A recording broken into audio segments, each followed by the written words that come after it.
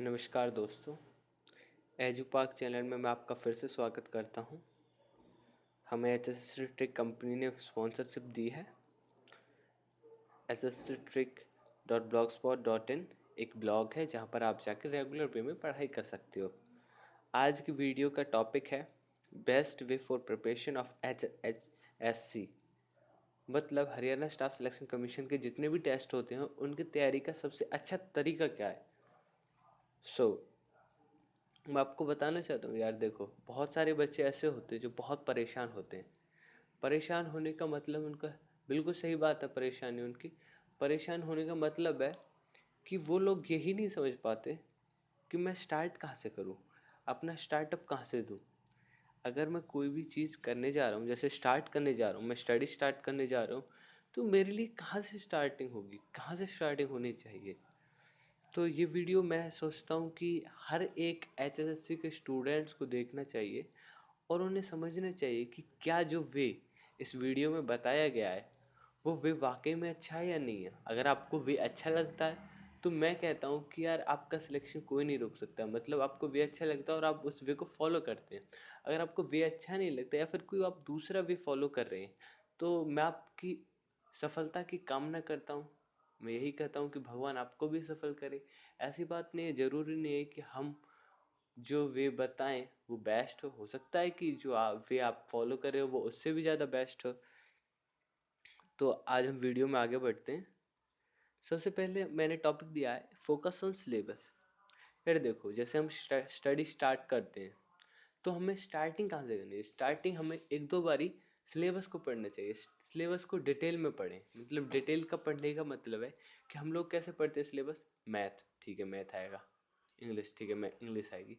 नहीं, मैथ में भी ये देखें कि डीप में जाएं। मैथ में कौन कौन से चैप्टर मुझे करने हैं और कौन कौन से चैप्टर मुझे नहीं करने। इंग्लिश में मुझे कौन से चैप्टर छेड़ने, इंग्लिश में कौन से चैप्टर नहीं छेड़ने। जब तक 2-3 बार आप उस सिलेबस को पढ़ लेंगे, आपके दिमाग में बैठ जाएगी कि मुझे ये टॉपिक उठाने या फिर ये टॉपिक करने। अगर वो टॉपिक आप कर ले जाते हो तो मैं 100% श्योर देता हूँ कि आपको यार सिलेक्शन से कोई नहीं रोक सकता। और आपके अंदर वो पावर्स हैं, वो क्षमता है, हर इंसान के अंदर वो क्षमता है। चाहे वो फिलहाल अब कुछ भी कर रहा है, चाहे वो किसान कृषक है, जो भी स्टूडेंट बेशक वो कृषक है, अपने खेत में जाता है, हल चलाता है, वो ये सोचता है कि यार मुझे पढ़ने का टाइम नहीं मिलता, बेशक यार फिर भी आप क्रैक कर सकते हो। चलो अब आगे बढ़ते हैं। What should be the strategy. अब यार काफ़ी लोग स्ट्रेटजी के लिए परेशान होते हैं कि मैं किस स्ट्रेटजी के अनुसार काम करूं। I think many of you have started many of the returns per day. मेरे ख्याल से मतलब बहुत ज़्यादा लोग ऐसे होते हैं जो हमारे हरियाणा में या फिर पूरे वर्ल्ड की बात करूँ, देश की बात करूँ या फिर इस संसार की बात करूँ, यार वो ये सोचते हैं कि मुझे मेहनत करनी चाहिए ना, वो पर डे मेहनत करनी होगी। मतलब हर दिन मुझे 5 घंटे निकालने होंगे। कुछ ऐसे लोग होते हैं जो सोचते हैं ऐसा कुछ करना है, 5 घंटे मुझे हर दिन निकालने होंगे, सुबह बैठ जाना है, शाम को उठना है। मगर यार देखो, ये संसार है ना, मतलब इसमें बहुत ज़्यादा डाइवर्टिंग थिंग्स होती हैं। आपको आज आप कुछ कार्य कर रहे हो, जरूरी नहीं है वो कार्य कल भी करो, आप पढ़ाई कर पाओ कल। फॉर एग्जाम्पल एक एग्जाम्पल उठाते हैं, जैसे आप सुबह पढ़ने बैठे, अच्छा खासा मूड से पढ़ने बैठे और आ, आपको कुछ भगवान ना करे कुछ चोट लग गई या फिर आपको कहीं से शादी का इनविटेशन आया, एट एट इंस्टेंट आया, तो फिर यार आपको जाना पड़ेगा नहीं जाना पड़ेगा, एटलीस्ट जाना पड़ेगा। अगर आपको बहुत अच्छे से जानकारी है या फिर, तो यार वहाँ पे रेगुलरिटी आपकी डैमेज हो जाती है।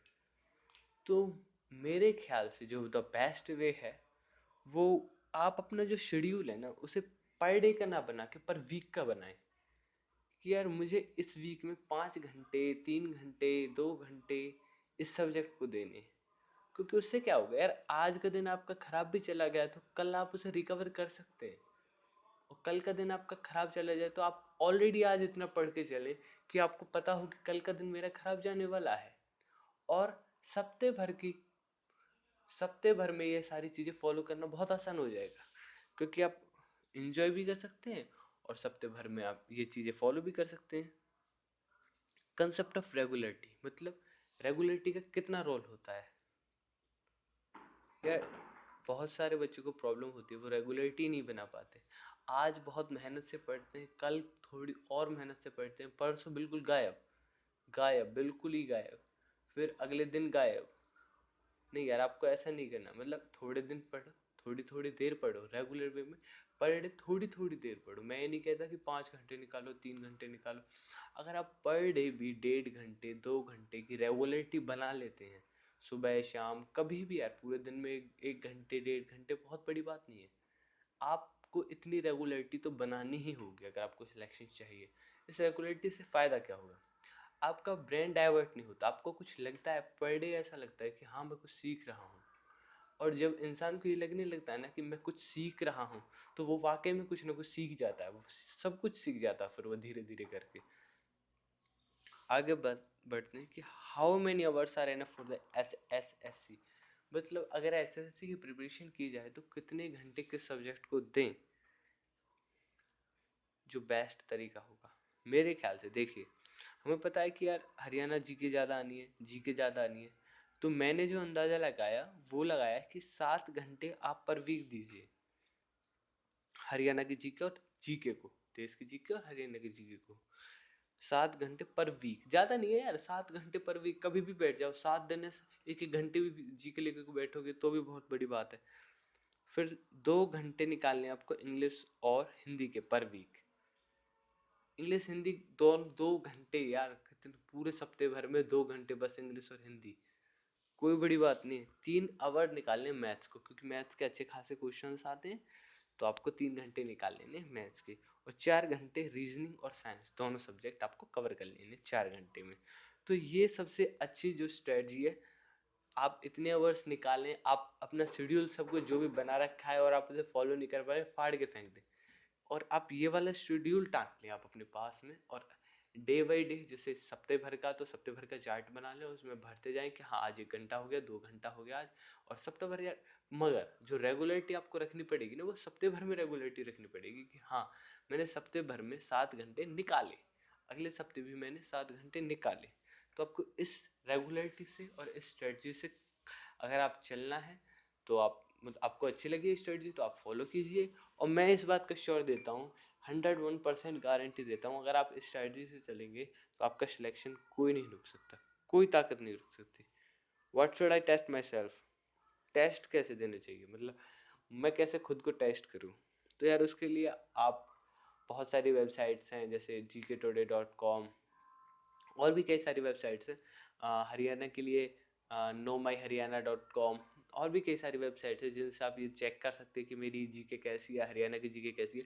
और इससे क्या फ़ायदा होगा आपको? इससे फ़ायदा ये होगा कि अगर आप जैसे पेपर देने जाते हैं, तो आप अभी अभी अपने बुक से पढ़ के जाते हैं, चैप्टर वाइज पढ़ के जाते हैं। तो चैप्टर वाइज पढ़ने से क्या होता है यार, आपका जो फोकस है ना उसी चैप्टर पे है, फिलहाल जो फोकस है आपका उसी चैप्टर पे है। मगर जैसे ही आप पेपर में बैठते हैं, तो वहाँ पे डिफरेंट डिफरेंट चैप्टर्स आते हैं, और उससे क्या होता है, क्वेश्चन मर्ज कर जाते हैं एक दूसरे के साथ। और जब भी क्वेश्चन मर्ज कर जाते हैं एक दूसरे के साथ, तो प्रॉब्लम होती है। प्रॉब्लम ये होती है कि आपको ये नहीं पता होता कि यार ये वाला कौन से चैप्टर में पढ़ा था ये वाला क्वेश्चन, और इसका आंसर एग्जैक्टली क्या है। मतलब जो ऐसा कर पाते हैं, जो पता लगा पाते हैं, वो रियली ब्रिलियंट बच्चे हैं। और जो नहीं लगा पाते यार, उनको तो बस थोड़ी सी मेहनत करनी है, बस सिर्फ थोड़ी सी मेहनत, कि वो 2 4 क्विज लगा लें, अलग से बुक में पहले ही क्विज लगा के चलें, ऐसे चैप्टर्स के क्वेश्चंस मर्ज करके क्विज लगा के चलें आप पहले ही घर से। तो आपको देखोगे आपको एग्जाम में बहुत ज़्यादा बेनिफिट हो रहा है, और आपका बहुत कम टाइम में आप पेपर दे पाओगे। Sleep is any kind of concept. बहुत लोग परेशान होते हैं यार कि मैं कितना सोऊं। अभी हाल ही में कमेंट्स आते रहते हैं कि सर ऐसा है, मुझे दिन में 8 घंटे नींद आती है, मतलब पूरे दिन को मिला के 24 घंटे में से मैं 8 घंटे सोने में निकाल लेता हूँ, या फिर 9 घंटे निकाल लेता हूँ, तो सर इससे कुछ नुकसान है मेरी पढ़ाई? मैं कहता हूँ कुछ नुकसान नहीं है यार, हम सब ह्यूमन बींग्स हैं, इंसान ही तो हम, कंप्यूटर थोड़े ना कि आप 24 घंटे हमें चला के छोड़ दोगे। मैं कहता हूँ पूरा रेस्ट लीजिए, 9 घंटे सोना है 9 घंटे सोइए, 10 घंटे सोना है 10 घंटे सोइए। मगर जब पढ़ाई करें तो इफेक्टिव हो, वो प्रोडक्टिव हो जो पढ़ाई करें आप। उस पढ़ाई का आपको कुछ प्रोडक्शन दिखे, आपको लगे कि हाँ मैंने कुछ सीखा है। डेली बेस में अगर आप ये करोगे ना, डेली बेस नहीं तो मैंने वीकली तो बताया ना, वीकली अगर आप ये करोगे तो 1 मंथ 2 मंथ के बाद आपको अंदर से कॉन्फिडेंस आने लगेगा कि यार हाँ अब मैंने कुछ कर लिया है, अब मेरे से कुछ हो चुका है, अब मैं कुछ कर लूंगा। ठीक है। तो आप कभी भी ये टेंशन ना लें कि मुझे कितना स्लीप करना है कितना नहीं करना है, नो टेंशन है दिन में। अगर आप जैसे पढ़ने बैठे तो आपको बहुत सारे कोई बच्चों को क्वेश्चन होता है कि जब भी मैं पढ़ने बैठता हूँ तो मुझे नींद आती है। कोई दिक्कत नहीं यार, बुक रख दो साइड में और सो जाओ। मगर जब जगो ना तब बुक उठा लेना, कहीं फिर भी बुक ना उठाओ। अगर तब भी बुक नहीं उठाई, जगने के बाद भी बुक नहीं उठाई, तो फिर मैं कोई गारंटी नहीं देता कि आपका सिलेक्शन होगा। हाँ, अगर आपने जगने के बाद बुक उठा ली और फिर से पढ़ने से तो और अच्छी बात है, क्योंकि एटलीस्ट आपका ब्रेन अब बहुत ज़्यादा फ्रेश हो चुका है आफ्टर स्लीप के बाद।